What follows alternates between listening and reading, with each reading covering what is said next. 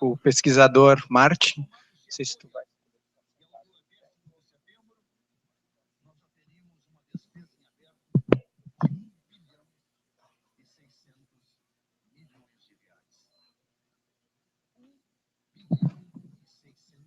Bom dia a todos. Agradeço pela oportunidade. Eu vim aqui representando os colegas da Fundação Zoobotânica, então, e a minha apresentação vai ser um pouquinho distinta, né? As áreas também são bastante distintas. A nossa área é área ambiental, área de biodiversidade. Agora vocês viram de saúde, depois vão ver outra área distinta ainda. Mas os problemas que a gente tem, os desafios, em certos aspectos são bastante similares. Então, em algumas coisas a gente vai se identificar. Vou apresentar um pouquinho para vocês a estrutura institucional. A Fundação Zoobotânica, ela congrega 3 órgãos: o Museu de Ciências Naturais, o Parque Zoológico e o Jardim Botânico de Porto Alegre. Essas 3 instituições, elas foram reunidas, elas já existiam, elas foram reunidas em 1972, o museu é de 55, o Jardim Botânico de 58, e o Parque Zoológico de 62. Em 72 eles foram reunidos e formaram então essa fundação, que é a Fundação Zoobotânica. Tá? Pode passar. Ela tem 5 linhas principais de atuação. Tá? Antes de destacar elas, vou falar um pouquinho para vocês como é que é o nosso quadro, acho que é importante também.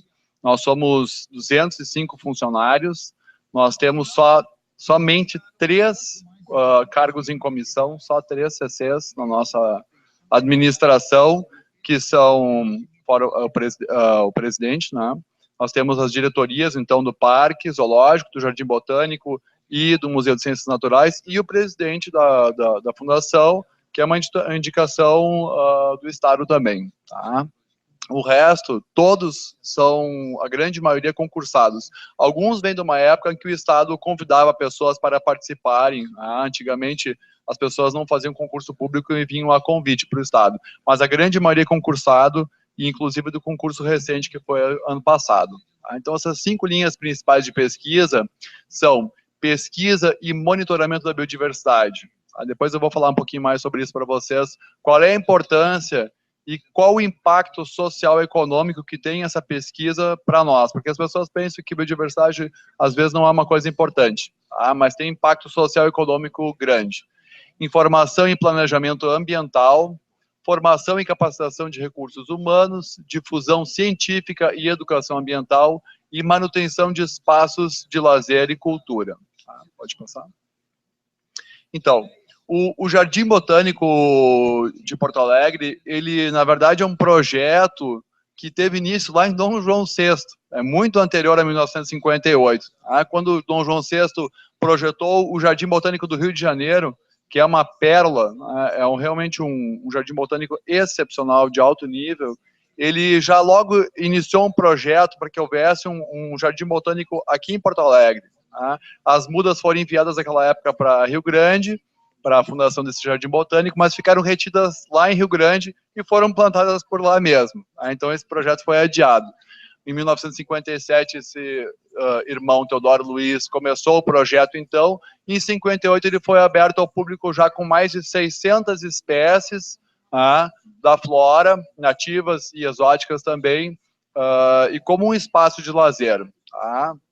Hoje em dia, vocês podem olhar no Google, se vocês quiserem, vejam que foi uma ideia audaciosa fundar esse jardim botânico e separar essa área que originalmente era muito maior, tinha praticamente 90 hectares, hoje em dia tem 39 hectares só, que várias já foram doadas para outras instituições do Estado. Em 72, então, foi integrada a Fundação Zoobotânica, e aqui eu destaco para vocês, esse jardim botânico é o único jardim botânico do sul do país. Nem o Jardim Botânico de Curitiba é A. Nós temos 83 jardins botânicos no Brasil, e o único no sul do Brasil que é A, são 4 no Brasil, que são A, é o Jardim Botânico de Porto Alegre. O que faz um jardim botânico ser A? Pesquisa, educação e serviços. Então, são critérios internacionais, existe um comitê internacional de jardins botânicos, existem critérios internacionais, e nós seguimos esses critérios e atingimos essa nota A justamente nesse ano em que a fundação está sendo proposta para ser extinta. Então, as pessoas pensam que é só uma área pública de lazer, mas um jardim botânico é muito mais do que isso, muito mais mesmo. Nós temos aproximadamente mais de 60 mil visitantes por ano, é um patrimônio cultural do Rio Grande do Sul e são amplas áreas de lazer para a sociedade aqui no estado, principalmente em Porto Alegre. Pode passar. Aqui então uma vista aérea. Se a gente tivesse uma vista um pouquinho mais distante, vocês veriam que é uma das poucas manchas verdes ainda que existem no meio do conurbado, assim como o Horto em Sapucaia do Sul também é a única barreira do conurbado que vai de Porto Alegre até o Vale dos Sinos e penetra no Vale dos Sinos. Então, é uma barreira literalmente ao conurbado. Pode passar. Então, em primeiro lugar, o Jardim Botânico ele é um espaço educativo de pesquisa e conservação. Uma das atividades mais importantes que o Jardim Botânico faz é a educação ambiental, desde 1988. Eu destaco para vocês que a Fundação Zoobotânica é o único órgão do Estado que cumpre a política estadual de educação ambiental. Único. Dentro da Secretaria Estadual de Meio Ambiente. São mais de 200 mil pessoas atendidas por ano. Tem 4 projetos de educação ambiental, que é o Jardim Botânico Vai Escola, Plantando Sonhos, Conhecendo o Patrimônio Natural e Viveiro de Mudas. Esses projetos, eles atuam em diferentes áreas, eu não teria tempo hábil para explicar eles para vocês, mas eles são uma forma de levar conhecimento e educação sobre a importância do meio ambiente, da biodiversidade para as pessoas, para as novas gerações principalmente. Pode passar aqui uma foto, então, de educação ambiental no Jardim Botânico. Pode passar. Atividades científicas. Então, uma das coisas que o Jardim Botânico faz é conservação integrada da biodiversidade. Nós temos uma série de espécies que são raras, endêmicas, ou seja, só ocorrem aqui ou em áreas que também incluem áreas do estado, e também ameaçadas de extinção.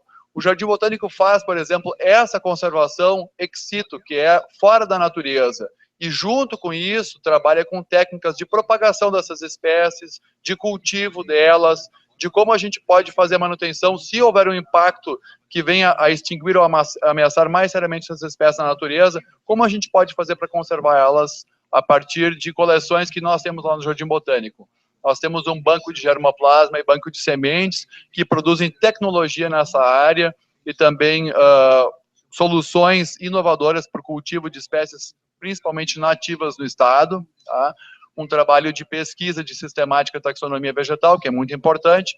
As pessoas frequentemente recorrem à Fundação Zoobotânica para a identificação de espécimes de plantas e animais. Por exemplo, a pessoa tem uma praga agrícola, ela vai aonde? Ela vai a uma instituição de pesquisa como a Fundação Zoobotânica ou uma universidade recorrer para que ela possa ter o auxílio para a identificação do organismo que ela quer identificar. Propagação e cultivo, então tecnologias para produção em laboratório e viveiro, trabalho de etnobotânica, que é importante, às vezes tem suporte grande para indústria farmacêutica, e programa de capacitação de pessoas, através de formação de quadros profissionais, de graduandos, pós-graduandos, etc. E a última coisa é um programa de exploração botânica. O Brasil é um país mega diverso, nós temos uma grande diversidade de organismos, mas infelizmente nós não conhecemos a nossa biodiversidade. Então, nós temos um déficit enorme de pessoas qualificadas, de profissionais que sejam capacitados a identificar essas espécies. Nós estamos descrevendo, eu mesmo estou descrevendo agora uma nova espécie de árvore para o Rio Grande do Sul. Então é inacreditável que ainda nós temos árvores desconhecidas para a ciência aqui no estado do Rio Grande do Sul. Então, para isso é necessário que haja profissionais capacitados, e nós temos 43 pesquisadores na Fundação Zoobotânica como um todo, 70% com doutorado, e fazer programas de exploração botânica e zoológica que nós fazemos. No caso do Jardim Botânico, só programas de exploração botânica. Pode passar. Aqui, então, exemplos de atividades, para vocês verem. Lá em cima, no canto esquerdo aqui são mudas de plantas nativas que não são tão fáceis de encontrar. Vocês vão numa floricultura, vocês vão encontrar a grande maioria das plantas são exóticas. Aí nós temos plantas belíssimas, plantas que se adequam, são justamente adequadas para o nosso clima, tá? E nós estamos usando espécies exóticas por falta de conhecimento e por falta de opções realmente de acesso a essas espécies. Então aqui um banco de sementes, aqui é uma parte da coleção de bromélias, tá? São centenas de vasos, são coleções vivas envasadas, tá? Isso serve de material de referência para universidades como, por exemplo, a URGS, que desenvolve pesquisa em várias áreas diferentes, com as nossas coleções vivas, tá? Aqui a coleção de suculentas, que é uma coleção com importância econômica também, horticultural. Vem gente do mundo inteiro roubar os nossos cactos aqui no Rio Grande do Sul, que nós temos dezenas de espécies de cactos endêmicos, e as pessoas tem um grande valor econômico isso, e as pessoas vêm aqui para roubar os nossos cactos. Se eles estivessem à venda, seria mais fácil. Além de preservar os que estão na natureza, as pessoas teriam acesso ao material que poderia financiar as pesquisas que a gente faz. Né? E aqui conservação, então, cito aqui cultivo de espécies raras, endêmicas e ameaçadas, aqui no caso de cactáceas. Pode passar. O Parque Zoológico ele foi inaugurado em 62, ele tem uma área total de 780 hectares, né? O zoológico tem 160 e o horto florestal 620. Então essa floresta, esse plantio de eucaliptos principalmente, mas embaixo o subbosque é nativo, em Sapucaia do Sul é o horto florestal. Mantém um plantel de 1.065 animais nativos exóticos. É importante a gente ressaltar para as pessoas que esses animais, a grande maioria deles não é capturada na natureza, não é mais feita captura de animais da natureza. Esses animais eles são resultantes de apreensão e de intercâmbio com outras instituições. Eles também aprendem animais na África, na Ásia. Nós aqui, então, os parques zoológicos, eles fazem intercâmbio, tá? Tem um público visitante de mais de 620 mil pessoas por ano, e pensem que é uma opção de lazer de baixo custo. Grande parte dessas pessoas não paga entrada, é isenta, principalmente crianças, escolas.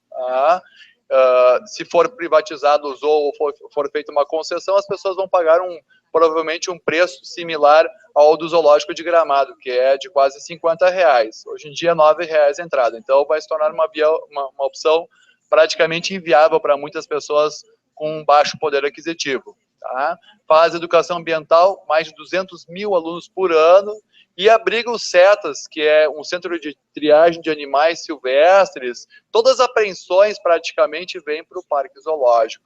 Então, a própria Brigada Militar, através da Patrulha Ambiental, reconhece o papel fundamental que o zoológico tem, e eles estão realmente preocupados, manifestaram isso publicamente na audiência pública que nós tivemos lá na Assembleia Legislativa, sobre o destino que esses animais vão ter.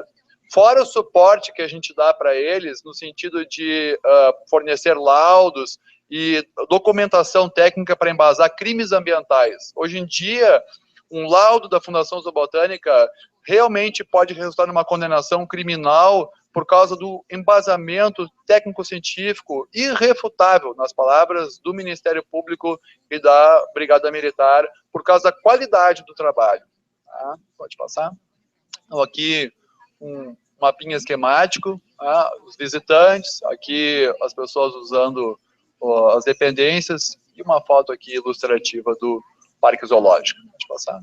Aqui, por exemplo, uma chegada de apreensão de animais, que chegam em quantidade mesmo, tá? Muitas vezes são reintroduzidos na natureza, que também é um trabalho que se faz, e exige pesquisa e conhecimento. Tá? Pode passar. E, por fim, o Museu de Ciências Naturais. Tá? O Museu de Ciências Naturais, ele foi fundado sob os auspícios do padre Balduino Rambo, tá? Pessoa famosa aqui no estado, que tem importância científica indiscutível. Tá? Não foi fundado por ele, mas sob os auspícios dele, em 1955, tá? E faz basicamente pesquisa em biodiversidade, em sistemática taxonomia, ecologia, paleontologia, conservação e manejo. Originalmente o museu ele foi criado para ser um repositório de conhecimento sobre a nossa biodiversidade, para guardar as coleções de plantas, animais e fósseis aqui do nosso estado. Então, grande parte das coleções e as maiores coleções de animais, plantas, inclusive vivas, acervos vivos e fósseis do estado estão no Museu de Ciências Naturais. São mais de 500 mil exemplares, um valor inestimável para a ciência. A partir dessas coleções são descritas espécies novas que estão lá guardadas esperando por visita de especialistas, e é feito intercâmbio científico com outras instituições do mundo inteiro do Brasil. A gente troca informações, manda coleções, recebe coleções. Só uma coleção do museu já fez mais de 50 intercâmbios esse ano, empréstimos para outras instituições. Então, nós somos reconhecidos. Algumas das nossas coleções são as melhores do Brasil na sua área. Tá? E o governo não tem destino para isso. Eles falam que isso vai ser doado para uma universidade. A própria URGS, que é a maior universidade do Rio Grande do Sul, reconhece publicamente, através dos seus professores, que eles não têm nem lugar para guardar suas próprias coleções, quanto mais guardar coleções alheias do porte dos que a gente tem na Fundação Zoobotânica. Tá? Então, é uma coisa inimaginável, pouco crível mesmo. Aqui um exemplo de um tipo de trabalho que a gente faz, que é mapeamento e produção de dados ambientais. Aqui é um mapa. Deixa eu passar. Aqui são coleções científicas, coleções vivas também. Aqui é uma essicata, um material herborizado de uma planta. Aqui um líquen guardado na coleção, uma planta viva. Deixa eu passar. Só para exemplificar, para vocês verem que coleção de moluscos, pode passar. Coleção de insetos, pode passar. Aqui, pesquisa com animais na própria natureza. Aqui, coleção de serpentes. Pode passar. Coleção de aves, ovos, fósseis, mais fósseis. Tá? Agora, eu gostaria de falar para vocês o que só a Fundação Zoobotânica faz. O que a gente produz de interessante para o Estado em termos de conhecimento, em termos de pesquisa, em termos de serviços e o impacto que isso tem, inclusive, economicamente. Tá? Pode passar. Por exemplo, produção de veneno. Nós temos o NOPA, que é o único órgão dentro da Fundação Zoobotânica que produz veneno no sul do Brasil. Tá? Pesquisas do NOPA com o Instituto Vital Brasil mostraram, por exemplo, que o veneno das nossas serpentes aqui no Rio Grande do Sul e Santa Catarina, serpentes que também existem no sudeste do Brasil, é diferente. As cobras que vivem aqui, por exemplo, uma jararaca, a mesma espécie que vive lá no Rio de Janeiro, tem um veneno diferente aqui do que tem lá. O que isso resulta? Que a gente precisa de uma especificidade no soro antiofídico que vai tratar um acidente com esse animal.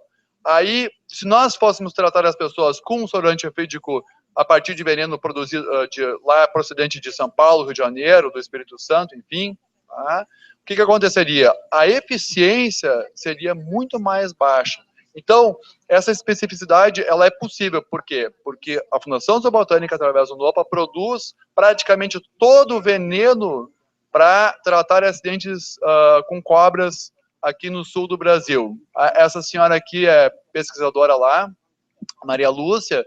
Ela mesma foi picada esse ano por uma cascavel num acidente que ela sofreu no trabalho e ela foi medicada com um soro antiofídico da própria serpente que havia picado ela. Tá? Então, para vocês verem que graça. Tá? Volta um pouquinho lá. Outra coisa importante, tá? Para extrair veneno, por exemplo, das serpentes, é necessário mantê-las em cativeiro, ok? Acontece que existem serpentes que são dificílimas de se manterem. Isso aqui é uma coral verdadeira, tá? Que é uma espécie de animal que se alimenta de outras serpentes. Então, esses animais duravam 3, 4 meses em laboratório. Hoje em dia, se consegue manter eles por vários anos. Por quê? Por causa de pesquisas que se fez na Fundação Zoobotânica, desenvolvimento de dieta para manter esses animais lá. E isso se exporta para outros estados, para o Brasil como um todo, até para o exterior, essa informação com o intercâmbio científico para melhorar a qualidade dos serviços. Uma coisa importante que só nós fazemos, listas de espécies da flora e da fauna ameaçadas de extinção. Tá? As pessoas talvez subestimam a importância que tem uma lista de espécies ameaçadas para extinção, de extinção, em termos de gestão ambiental e de impacto para a natureza. É um serviço fundamental. Vou falar um pouquinho mais para vocês depois. Aqui são exemplos de espécies. E aqui eu gostaria de destacar para vocês justamente a criação dessa plataforma, esse sistema web que foi criado na Fundação Zoobotânica em cooperação com a Procergs, que é o LIV.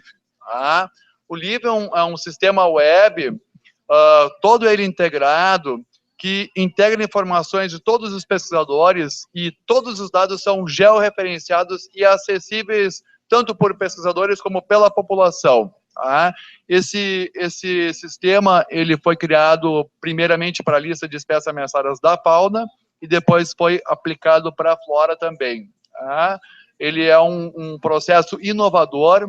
O próprio Ministério do Meio Ambiente está interessadíssimo no nosso sistema, outros estados também têm grande interesse. Foi uma inovação tecnológica importante na área ambiental e concorreu, então, em 2013 ao Prêmio CONIP de Inovação Tecnológica. Foi feito por pesquisadores do estado. E uma das coisas que alegam, eu tenho que sempre trazer de novo o assunto, da extinção da Fundação Zoobotânica, é que todos os serviços vão ser absorvidos pela Secretaria de Meio Ambiente. É mais do que evidente que a Secretaria de Meio Ambiente não tem a mais mínima condição de assumir as tarefas do que a gente faz, por falta de local apropriado e também de expertise que nossos pesquisadores têm. Só para pontuar, então, o que esse sistema... Pode voltar no slide anterior, por favor? O que esse sistema ele tem como diferenciais de um banco de dados comum? As funcionalidades de aplicação, que são baseadas nos critérios da IUCN, que é a União Mundial para a Natureza, possibilidade de compartilhar e sistematizar as opiniões de diferentes especialistas durante o processo de elaboração, e a interface com recursos de geoprocessamento, ou seja, de localização espacial dessas espécies, desses indivíduos, tudo isso via internet. Isso é público, está acessível para todas as pessoas. Essa lista de espécies ameaçadas, estas listas são de fauna e flora, elas têm um impacto grande para a gestão ambiental.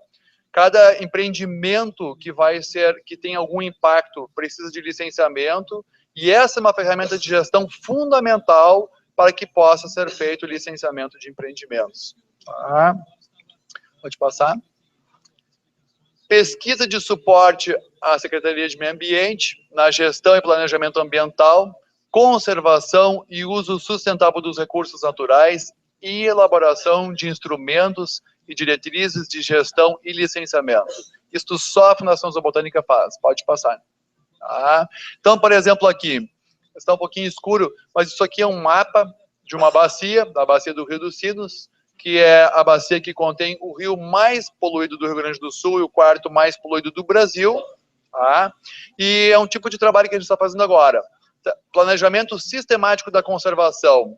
Como a gente faz isso? A gente literalmente faz um planejamento de todo um sistema, de uma região que a gente escolhe, em que são levantados dados, e em vez de escolher aleatoriamente onde serão áreas de conservação, a gente faz isso de uma forma sistematizada e hierarquizada, para que se escolham alvos e metas de conservação para toda essa região, de modo que a gente consiga conservar a biodiversidade de uma forma adequada, todos os elementos que a gente julgar necessários. Então, aqui um exemplo de um levantamento que está sendo feito, dados são inéditos, a proporção deles, uma bacia inteira, e no nível de refinamento que a gente está fazendo, não existe nada igual no sul do Brasil. Pode passar. Laudos paleontológicos, isso também reverte em recursos para o Estado, não é muito, em termos do orçamento estadual, mas é um trabalho importante, porque existe uma lei que determina que áreas com sítios paleontológicos necessitam de laudo, Então, é preciso que alguém faça, e o único órgão do Estado legalmente habilitado para fazer é a Fundação Zoobotânica. Pode passar? Tá? Pode passar também. O Banco de Sementes da Flora Nativa do Rio Grande do Sul, tá? Nós somos um dos poucos que mantém um banco de sementes da flora e cultivamos essas espécies e também fornecemos essas espécies à população através do viveiro de mudas e produzimos tecnologia em cultivo de espécies nativas. Pode passar. Acervos vivos de espécies raras, endêmicas ou ameaçadas da flora, que é um exemplo de cactos nativos no estado do Rio Grande do Sul. Pode passar. Pelo monitoramento da qualidade do ar com organismos vivos, então, monitoramento com organismos vivos, nós somos os únicos que fazemos isso. Pode passar. Assessoramento técnico em ocorrências de florações de algas tóxicas. Então, isso é um evento que às vezes traz prejuízo turístico e ambiental, e nós fazemos esse assessoramento técnico. Pode passar. Treinamento de agentes ambientais no manuseio de animais silvestres e peçonhentos. Então, praticamente todo o treinamento da Patram e de vários outros órgãos é feito exclusivamente pela Fundação Zoobotânica. Pode passar.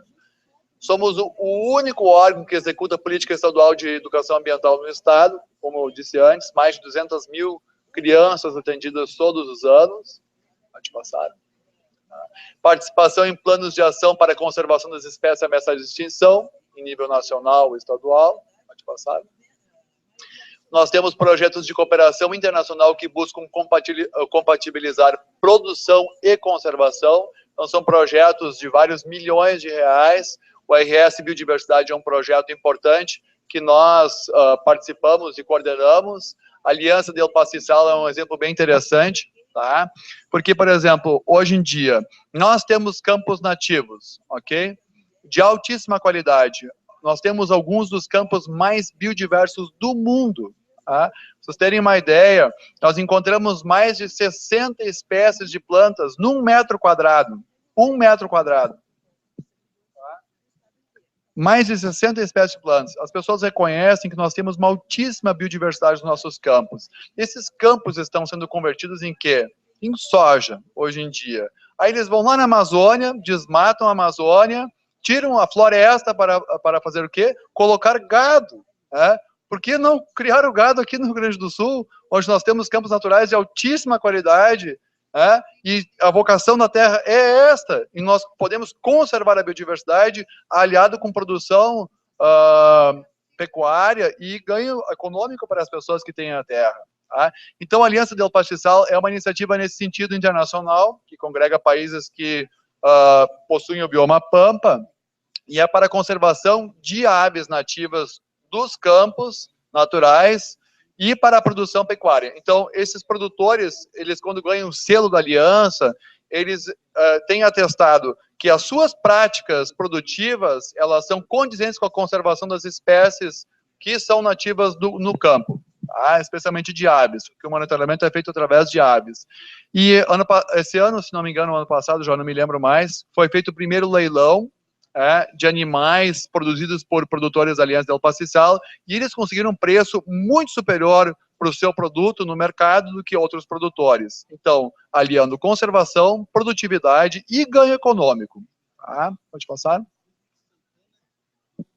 Okay. Só para concluir, então, outras atividades que a gente faz na Fundação Zoobotânica: captação de recursos por meio de prestação de serviços, planos de manejo para unidades de conservação, com a expertise que nós temos 43 pesquisadores e toda uma infraestrutura enorme para fazer esse tipo de serviço para o Estado, e o Estado não reconhece, infelizmente. Por exemplo, num plano de manejo, numa área de 14 mil hectares, que é aqui a APA do Delta do Jacuí, tem 14 mil hectares, nós fizemos plano de manejo e cobramos 176 mil reais por uma área de 14 mil hectares. Uma empresa privada fez para uma área menor, dentro de 8 mil hectares, e cobrou 948 mil hectares. Então, num trabalho, com uma proporção muito maior, um resultado muito melhor, nós economizamos 772 mil reais para o Estado. Isso é um trabalho. Então, existe economia, ganho no Estado, mantendo uma fundação que tem capacidade técnica para executar esses serviços. Participação em comitês, conselhos, câmaras temáticas e no CONSEMA. Nós somos frequentemente chamados a participar por causa do trabalho de qualidade que nós prestamos. Convênios de cooperação com universidades para a formação de recursos humanos em pesquisa. Muitas pessoas vêm e começam sua carreira científica na Fundação Zoobotânica, tá? Então isso é importante também destacar. Pode passar. Manutenção, manejo e cuidados veterinários de mais de 1.000 animais zoológicos. Participação em grupos de trabalho com outros órgãos da SEMA. Identificação de fauna e flora. Pode passar. Pareceres e laudos sobre fauna, flora e meio ambiente, mapeamento de ecossistemas e áreas de risco ambiental, produção de mudas da flora nativa. Pode passar. Maior acervo de material testemunho da biodiversidade dos ecossistemas do Rio Grande do Sul. Nós somos credenciados como instituição fiel depositária do CGEM e do MMA. Pode passar. Publicações científicas. Nós publicamos dois periódicos, Eringia, série Botânica, Eringia, série Zoologia. Gostaria de falar mais, mas eu estou com o meu tempo encerrando. Tá? E é isso. Então, só para terminar minha fala, gostaria de pontuar, por exemplo, coisas que dizem que a Fundação Zoobotânica não tem valor. Tá? Então, eu destaquei aqui 8 coisas, por exemplo, que teve participação ou foi feita pela Fundação Zoobotânica, mas que as pessoas não lembram. Por exemplo, quando a Petrobras queria fazer uma central de tratamento de petróleo em Triunfo, quem ela chamou? A Fundação Zoobotânica. Quando foi preciso verificar melhor planejamento ambiental para o litoral do Rio Grande do Sul, quem chamou? A Fundação Zoobotânica. Quando o governo precisou que alguém fizesse análise técnica da paisagem dos morros de Porto Alegre, quem chamou? A Fundação Zoobotânica. Quando precisou que definisse o perfil ambiental e uso dos parques naturais, quem chamou? A Fundação Zoobotânica. Quando precisou avaliar a área para a instalação da futura fábrica da General Motors, quem o governo chamou? A Fundação Zoobotânica. Quando precisou implantar o programa Pro-Guaíba, quem o governo chamou como parceiro fundamental? A Fundação Zoobotânica. Quando precisou realizar um estudo de zonamento de parques eólicos no estado, quem o governo chamou? A Fundação Zoobotânica. E assim eu poderia dar mais exemplos para vocês. Tá? Então, agradeço para vocês a oportunidade, pela atenção de vocês, e depois me coloco à disposição para perguntas que vocês tiverem. Grato.